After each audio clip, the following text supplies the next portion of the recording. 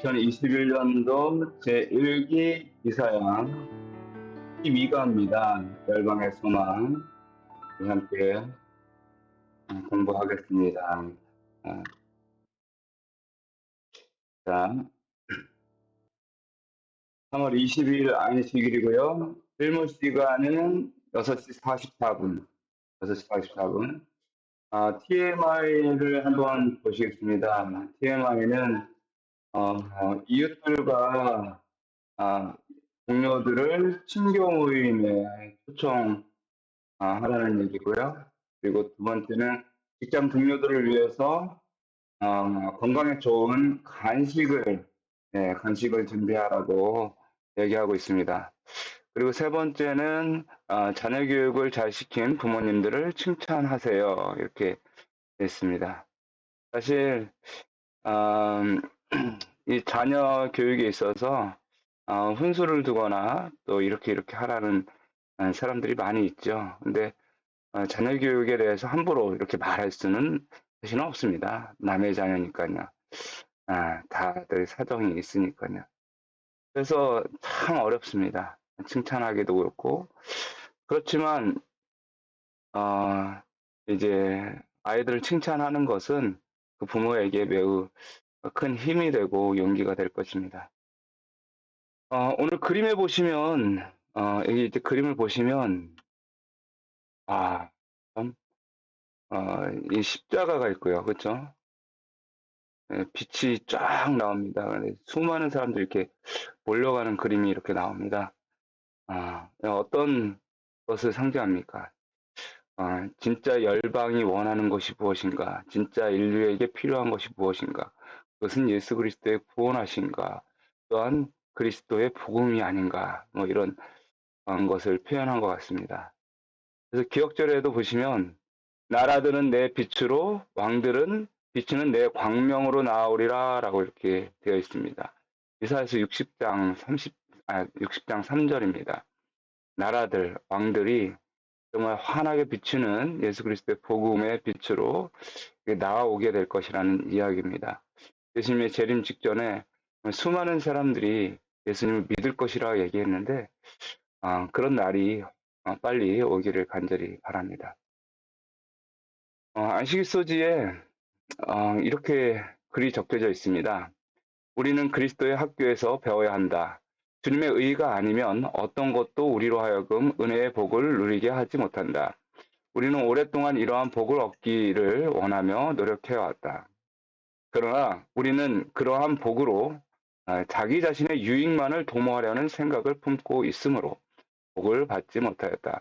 우리는 예수님이 살아계신 구주이심을 믿으면서도 우리 자신으로부터 눈을 돌리지 않았다. 그렇죠? 주님께서 우리에게 주시는 복은 은혜의 복입니다.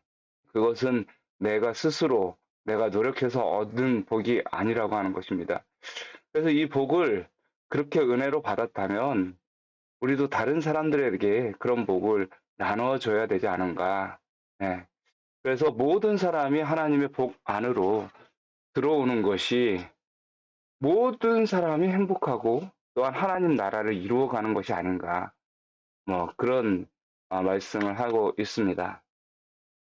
그래서 이렇게 보시면 깨닫기에는 세상을 구원하시는 하나님의 공의와 사랑을 전하기 위하여 우리가 선택되었다라는 것을 이번 교과를 통해서 깨닫는 것이고요. 느끼기는 친히 모든 인류를 위한 구원의 길을 준비하신 하나님께 감사를 드린다. 이것은 나의 구원뿐만 아니라 모든 인류를 위해서 하나님께서 구원의 길을 예비하셨음을 다시 한번 생각해야 되는 것입니다. 모든 인류라는 것은 나의 원수가 될 수도 있고요. 그리고 내가 전혀 관심 없는 사람이 될 수 있고요. 나랑 너무 다른 사람이 될 수도 있습니다. 그런 모든 인류를 향해서 주님께서 구원의 길을 마련하셨지, 주님의 구원의 길이 나만을 위한 길은 아니다라는 이야기죠. 그래서 죄인들을 구원하기 위하여 끝까지 포기하지 않으시는 주님을 본받아 간절한 마음으로 영혼 구원 사업에 동참한다. 그래서 내가 구원받았고 주님의 은혜가 정말 감사하다면, 그리고 다른 사람들을 위해서 주님께서 그 은혜를 베푸신 것을 확신한다면 우리가 주님의 사업에, 이 고귀한 사업에 동참할 것이다. 해야 된다라는 말입니다. 예수님은 2000년 전에 여호와의 은혜의 해를 선포하셨습니다. 그러므로 우리는 은혜의 시간 속에 살고 있음이 분명합니다. 아무도 멸망하기를 원치 않으시는 하나님의 은혜를 받아들이고 그분의 뜻에 따라 사는 것이죠. 그리하여 하나님의 큰 날에 설 수 있는 그분의 백성이 됩시다. 라고 얘기하고 있습니다. 지금은 하나님의 은혜의 시기입니다. 이 은혜의 시기 동안에 모든 사람이 구원받기를 주님께서는 원하십니다. 그 구원의 빛으로 오기를 원하십니다. 이 일을 누가 감당할 수 있을까? 이사야는 그 당시 이스라엘 백성들에게 이 은혜의 시기에 비추는 그 빛으로 이스라엘뿐만 아니라 이방의 모든 나라들까지 주님께서 부르고 계심을 그들로 깨닫도록 하기 위해서 이 글을 쓰게 된 것입니다. 1월 보시면 이사야서 59장의 이야기가 먼저 나옵니다. 60장 이야기가 아니라 59장 이야기가 먼저 나오는데요. 여기 보면 죄의 영향에 대해서 나오고 있습니다. 그러니까는 우리가 구원을 받지 못한 것은 하나님의 구원이 능력이 없어서가 아니라 우리의 죄악이 하나님 사이를 갈라놓았고 우리의 죄로 말미암아 우리가 하나님을 만나지 못하게 되었다라고 하는 것입니다. 여기서 초점은 결국 관계를 깨어뜨리는 것은 인간이라고 하는 것입니다. 그래서 아담 이후로 수많은 인류들이 하나님을 떠나가게 됩니다. 하나님의 사랑에도 불구하고 그것을 깨닫지 못하고 계속해서 떠나가게 되는 안타까운 그런 사연들이 계속 있습니다. 범죄 후에 아담도요, 하나님께서 이 아담이 이 죄를 범했으니까 아담에게 나가라고 이야기한 것이 아니라 아담이 스스로 하나님을 피하게 됩니다. 아담과 그의 아내가 여호와 하나님의 낯을 피하여 동산나무의 사이에 숨은지라라고 이렇게 되어 있습니다. 결국 하나님이 인간을 버린 것이 아니라 인간이 하나님을 떠나갔다. 그것이죠. 죄라는 것은 하나님으로부터 떠나는 것을 의미합니다. 그것이 죄입니다. 그래서 죄의 행위, 살인, 거짓말, 이런 모든 것들은 하나님을 떠남으로부터 나오는 하나의 열매들이고, 그리고 하나의 이렇게 행실들이지, 그것 자체가 이제 죄의 결과들이지, 죄의 본질, 죄의 근본은 아니라는 것입니다. 죄의 근본은 하나님을 떠나는 것이죠. 그래서 신약의 성경에 보면 이 죄에 대해서 표현하는 5가지가 나옵니다. 오페일레마가 있는데 이건 빚진다라는 뜻입니다. 빚진다. 죄라는 것은 빚을 지는 것이라는 것이죠. 그리고 두 번째는 하마르티아, 우리가 잘 아는 대로 관역에서 벗어났다, 관역을 맞추지 못했다. 이것이 이제 죄라는 것이죠. 하나님의 이 영광의 품성에 도달하지 못했다. 이런 것이 이제 죄라고 하는 것입니다. 토마라는 것이 있습니다. 이건 미끄러졌다, 서 있다가 넘어졌다, 이런 뜻입니다. 그래서 이런 것들이 죄입니다. 죄. 그 다음에 파라바시스, 선을 넘어간다. 아노미아에서 이제 불법이 이제 죄다. 그래서 우리가 죄의 이렇게 근본적인 그 의미들을 살펴보면요, 죄가 무엇인지 우리가 깨달을 수가 있습니다. 죄는 하나님께 빚지는 것이고요, 하나님을 떠나가는 것이고요, 하나님께서 가지 말라고 하는 그런 것들을 가는 것이고요, 미끄러지는 것이요, 넘어지는 것입니다. 그리고 하나님의 율법을 범하는 것입니다. 그것이 죄입니다, 죄. 특별히 이제 한자로 이 죄는 4가지 아닌 것을 의미하는데, 정말로 하나님으로부터 떠나는 것, 그것은 실질적으로 무엇을 의미하는가? 그것은 하나님의 법에서부터 떠나는 것입니다.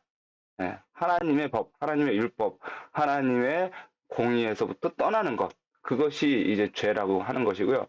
두 번째는요, 불선입니다. 하나님의 선함을 잃어버리는 것, 거기에서 떠나는 것, 하나님의 선한 것이 아닌 것은 이 죄입니다. 예, 그래서 우리가 예수 그리스도를 따라가고 그분의 품성과 발자취를 닮아가야 되는 이유는 그것이 선이고 그것이 죄에서 벗어나는 길이기 때문에 그렇습니다. 또한 하나님을 믿지 않는 것이 죄입니다. 하나님께서 살아계심을 분명히 우리에게 보여주시고 또한 그분께서 능력이 있음을 우리에게 알려주시는데 그것을 믿지 못하는 것. 그래서 하나님으로부터 떠나가는 것. 그 죄입니다. 불의입니다. 불의. 의롭지 못한 것이 죄입니다. 옳지 않은 것이 죄예요. 옳지 않은 것이 무엇이냐면 법을 지키지 않은 것도 옳지 않은 것이고 선을 행하는 것도 옳지 않은 것이지만 특별히 옳지 않은 것은 예수 그리스도의 의, 하나님의 의를 개인의 구조로 받아들이면서 믿음으로 받아들이고 그것을 이렇게 자기의 것으로 삼지 않는 것이 바로 불의입니다. 하나님께서 옳다고 하시는 것, 그것이 있습니다. 그것을 우리가 옳다고 해야 되는 것이죠. 하나님께서 죄인된 우리를 옳다고 하셨으면 그것이 옳은 것입니다. 하나님께서 저 살인자가 옳다라고 하면 하나님께서 옳다고 하셨기 때문에 그 사람은 옳은 자가 되는 것이죠. 그래서 그러나 하나님께서 그 살인한 사람을 주님의 보혈의 피로 용서를 하시고 그리고 그를 새롭게 하시고 새 사람으로 만들 모든 책임을 주님께서 지시고 그런 모든 행위들이 다 옳다라고 하는 것입니다.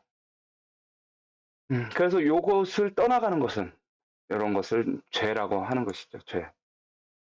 예. 십자가로 마련된 것이 있는데요. 그리스도를 통하여 인류를 위한 화목뿐만 아니라 회복의 계획이 마련되었다. 죄로 말미암아 생긴 넓은 웅덩이가 갈보리의 십자가로 말미암아 메워지게 되었다. 예수님으로 말미암아 충분하고 완전한 속전이 지불되었으며 그 공로로 말미암아 죄인이 용서함을 받게 되고 율법의 공의가 유지될 수 있게 되었다. 그래서 죄로 말미암아 생긴 넓은 웅덩이가 갈보리의 십자가로 말미암아 완전히 메어졌고 완전히 그 속전이 지불되었음을 우리가 기억해야 되는 것이죠. 그래서요, 이 죄인들 하나님께서 심판하시는 장면이 이제 59장 15절부터 21절에 나옵니다. 그런데, 이 죄인이 아닌 사람이 없습니다. 누가 죄를 지었는가, 어떤 죄를 지었는가, 하나님의 심판은 그 죄에 대해서, 이렇게 판단하는 것이 아닙니다. 이 사람은 어떤 죄인이고, 이 사람은 어떤 죄인이고, 이런 것을 판단하는 것이 아니라, 누가 용서를 받았는가, 누가 하나님의 의를 자기의 것으로 삼았는가, 이것이 중요하다라고 하는 것입니다.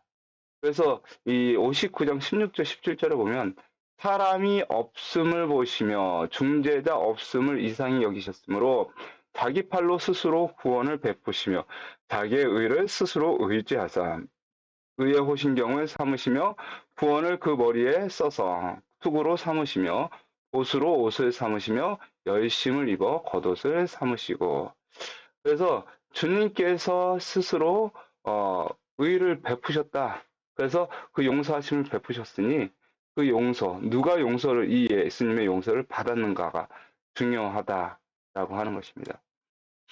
그리고 그 용서를 받은 사람들은 그 삶의 열매로 그것이 나타나게 된다. 그래서 하나님을 믿는 사람은 반드시 그 믿음의 행위를 보여주게 된다라는 것을 이야기하고 있습니다. 그럼 그 행위는 어떤 행위인가? 율법의 행위인가? 믿음의 행위인가? 율법의 행위는 율법을 지킴으로 율법의 열매를 맺는 것이고요. 믿음의 행위는 율법을 다 지키지 못할지라도 그 율법으로 말미암아 괴로워하는 그 마음을 이야기하고 있습니다. 그래서 이 대속죄일에 이스라엘 백성들이 이 날에 스스로 괴롭게 하지 아니하는 자는 그 백성 중에서 끊쳐지리라. 이것이 바로 믿음의 행위입니다. 율법의 행위가 아닌 믿음의 행위죠. 스스로 괴롭게 하는 것이, 스스로 정결케 하는 것입니다.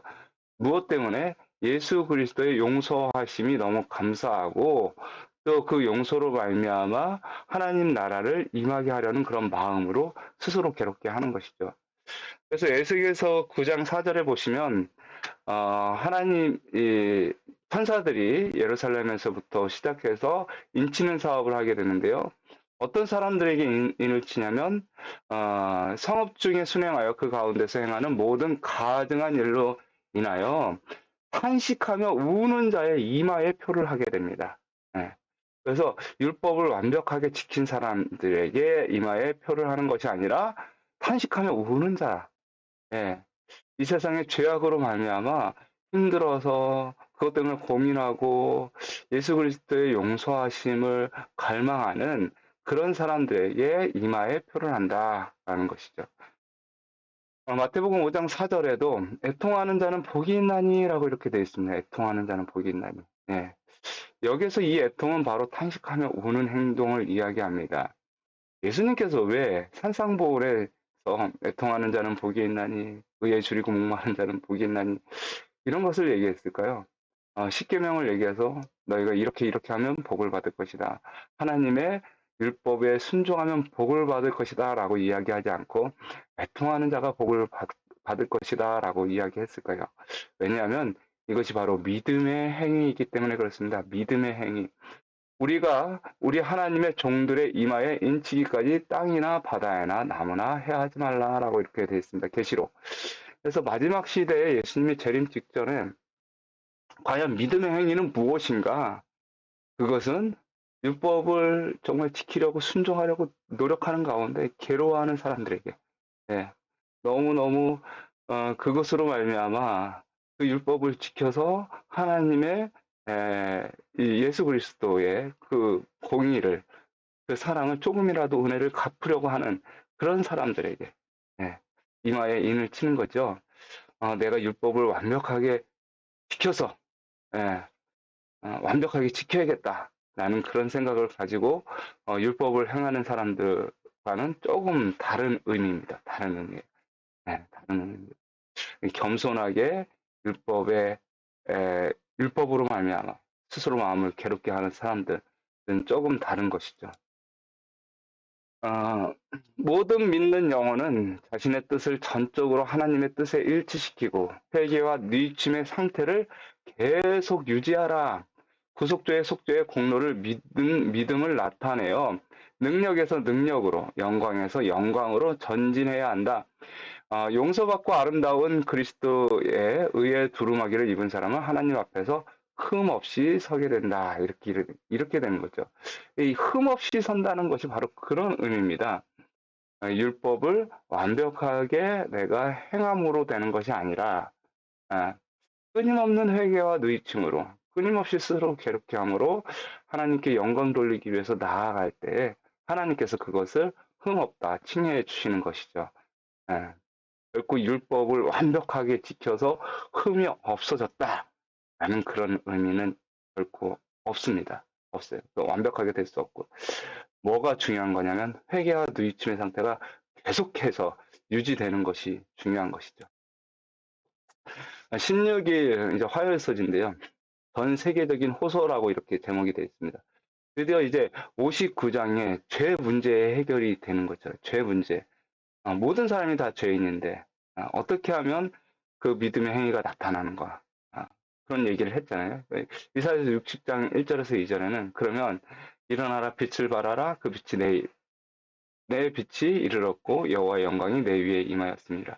여호와께서 내 위에 임하실 것이고 그 영광이 내 위에 나타내리라. 그래서 하나님의 포로였던 백성을 구원하시는 장면인데 이것은 그리스도를 통한 궁극적인 구원의 완성을 의미하는 것이고 결국은 이사야서 60장부터 66장까지는 결국 구원의 완성, 하나님 나라의 임재 이런 것에 대해서 표현을 하고 있습니다. 하나님 나라가 이제 올 것인데요. 예수님의 재림이 올 것인데 이제 3장에 그 전에 열방은 내 빛으로 열왕은 내 광명으로 나아오리라 라고 이렇게 되어 있습니다. 여기서 내라는 말은 내 빛으로 내 광명은 여기서 시온이라는 말입니다. 시온. 시온인데 그래서 모든 열방이 이 시온의 예루살렘으로 오게 될 것이라는 이야기입니다. 예루살렘에서 흘러나오는 모든 축복을 이제 바라보고 온다라고 이야기하는 것이죠. 이것은 마치 아브라함에게 내려주신 약속과도 같은 그런 것입니다.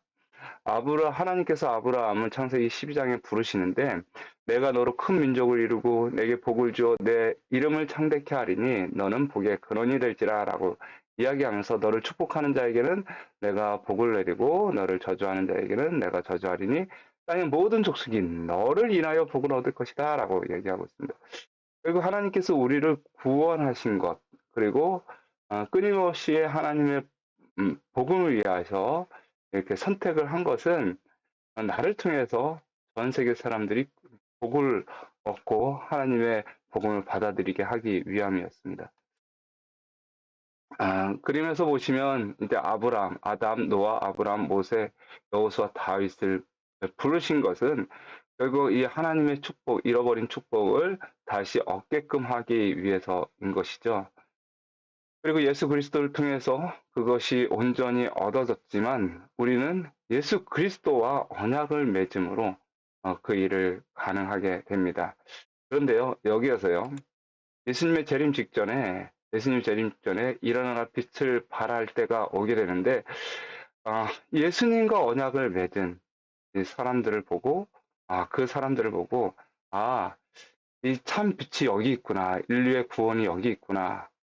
그래서 온전히 사망 권세를 이겼던 사람들을 바라보고 수많은 사람들이 예수님의 언약 안으로 들어올 것이라는 그런 이야기를 하고 있습니다. 재림 직전에 사단의 모든 권세가 끊어져 버릴 것이고요. 수많은 하나님의 백성들이 올 것이라는 이야기를 하고 있습니다. 그래서 빛의 사명을 다하라. 이 세상에는 희망을 잃은 많은 사람들이 있다. 그들에게 다시 햇볕을 비춰주라. 많은 사람들이 용기를 잃었다. 그들에게 격려의 말을 하라. 그들을 위하여 기도하라. 생명의 떡이 필요한 사람들이 있다. 그들에게 하나님의 말씀을 읽어주라. 라고 얘기하고 있습니다. 예, 우리에게 분명히 사명이 있습니다. 그것은 그리스도의 복음을 들고 나아가는 것이에요. 복음을 전파할 뿐만 아니라 그들에게 하나님의 사랑을 보여주는 것입니다. 사랑을 실천하는 것이죠. 그것이 우리의 사명입니다. 17일 수요일인데요. 여기 보시면 여호와의 은혜의 해가 나옵니다. 은혜의 해. 예. 결국 이제 은혜의 해라는 것은 이제 희년을 이야기하고 있습니다.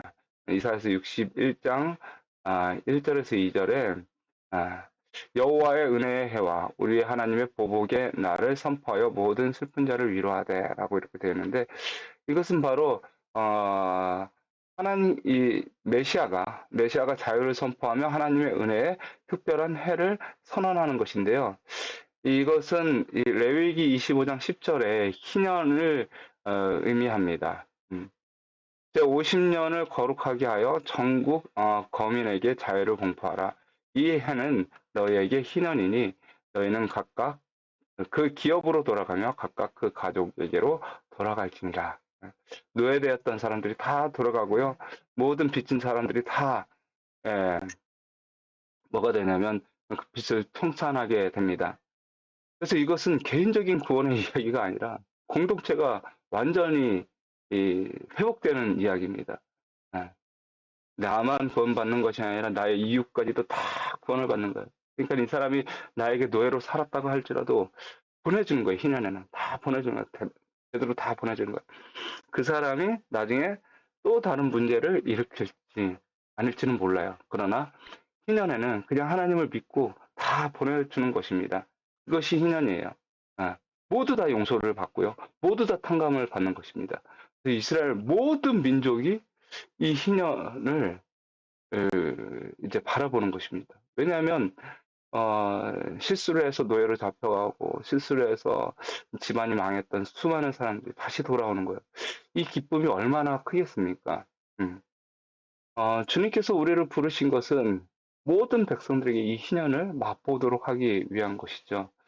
그것을 하기 위해서 우리는 지금 조금씩 예수 그리스도께서 우리에게 보여주신 그 사명과 그 사랑을 실천해야 하는 것입니다. 영감의 교훈에도 은혜에 우리가 할 일, 실천은 설교만 하는 것보다 훨씬 효과적이다. 우리는 줄인 자에게 먹을 것을 주며 벗은 자에게 입을 것을 주며 집 없는 자를 맞아들여야 한다. 그러나 우리는 이보다 더 큰 일을 하도록 부르심을 받았다. 영혼의 요구는 그리스도의 사랑만이 만족시킬 수 있다라고 이렇게 되어 있습니다. 그렇습니다. 줄인 자에게 조금씩 주는 것, 사실 이것은 아무것도 아니죠. 사실 줄인 자에게 모든 것을 다 되돌려 줘야 돼요. 벗은 자에게도 모든 것을 다 되돌려야 돼요. 조금씩 조금씩 주는 것이 아닙니다. 예. 하나님께서는 모두가 다 똑같이 하나님의 복을 누리게 하고자 하시는 것이기 때문에 그렇습니다. 인간의 이기심과 욕심이 얼마나 많은 세상인지 모르겠어요. 자기의 재능을 다 돈으로 바꿉니다. 예. 그래서 수많은 사람들이 자기 것, 자기의 가정에만 신경을 쓰지, 예, 뭐, 저 멀리 있는 아프리카의 사람들은 신경을 많이 쓰나요? 그렇지 않습니다. 18일 목요일입니다. 18일 목요일. 우리 하나님의 보복의 날. 그래서 이 이사야서 61장 2절에 은혜의 해가 선포되고 희년이 선포되고 수많은 사람들이 자유함을 얻고 모든 것이 리셋돼서 완전한 회복을 이루게 되는 날인데 이 날은 또한 하나님의 보복의 날이라고 하는 것입니다. 어떻게 은혜의 해와 보복의 날이 이렇게 같이 겹칠 수가 있을까? 이것이 과연 하나님의 사랑의 표현인가? 이것은 아까의 그림을 통해서 다시 한번 확인할 수 있는데요. 여기 보시면 이 사단과의 매임이 사라져 버립니다. 이 예수님의 재림 전에 하나님의 은혜의 해가 있고요. 복음이 완전히 다 밝히 드러나고 수많은 사람들이 하나님께로 나아올 때에 사단의 모든 영향력은 거의 다 끊어지게 될 것입니다. 주님께서 이 모든 것의 원인이 사단임을 이제 깨닫게 할 것이고요. 그리고 사단의 모든 이 굴레에서 인류를 완전히 구원하실 것이라는 그런 얘기합니다. 그래서 결국은 재림 직전에 있을 모든 일들, 그래서 예수님께서 재림하시는 날, 완전한 보복이 있는 날, 그래서 그날은 우리가 완전한 하나님의 구원하심, 회복하심을 경험하는 날입니다. 회복이 있고요. 그리고 보복이 있으므로 사망과 죄를 완전히 사라지게 하는 날이라고 하는 것입니다. 이 날에 우리는 어느 쪽에 설 것인가, 그리고 우리가 무엇을 믿고 어떻게 믿음의 행위로 나아갈 것인가, 그것이 중요하다고 하는 것입니다. 공정한 보응의 날이 임박함, 하나님이 악한 자가 번영하고 그들이 그분께 대한 적의를 나타내도록 허용하시는 것은 그들의 죄악이 찰 때 모든 사람들이 그들의 완전한 멸망 가운데서 그분의 공의와 자비를 볼 수 있도록 하시기 위해서다. 하나님의 보복의 날, 곧 하나님의 율법을 범하고 하나님의 백성을 학대한 모든 자들이 공정한 보응을 받는 날이 신속히 다가오고 있다. 베쟁트 총서에 있는 말입니다. 금요 소재의 이야기입니다. 예수께서는 자신에 관한 예언의 한 설명자로서 사람들 앞에 서셨습니다.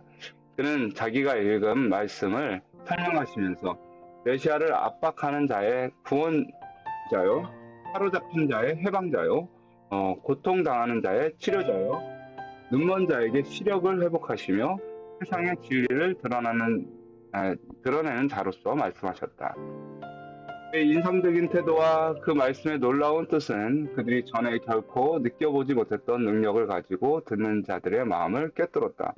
거룩한 점화의 물결이 모든 장벽을 무너뜨렸다. 모세처럼 그들은 보이지 않는 분을 바라보았다. 그들의 심령이 성령으로 말미암아 감동을 받자 그들은 열렬한 화답하고 아멘으로 화답하고 그에 찬송했다. 아멘. 그리고 예수님의 사랑과 또한 예수님의 은혜가 우리 마음에 깊은 감화가 되어서 우리가 예수님의 재림 직전에 주님께서 하신 이 약속의 말씀을 붙들고 십자가를 높이 들고 우리의 삶을 온전히 다 헌신하여 많은 사람들에게 하나님의 영광을 보여주고 하나님의 사랑을 나타내는 그런 되라 되겠습니다. 감사합니다. 묵상으로 모든 시절을 마칩니다.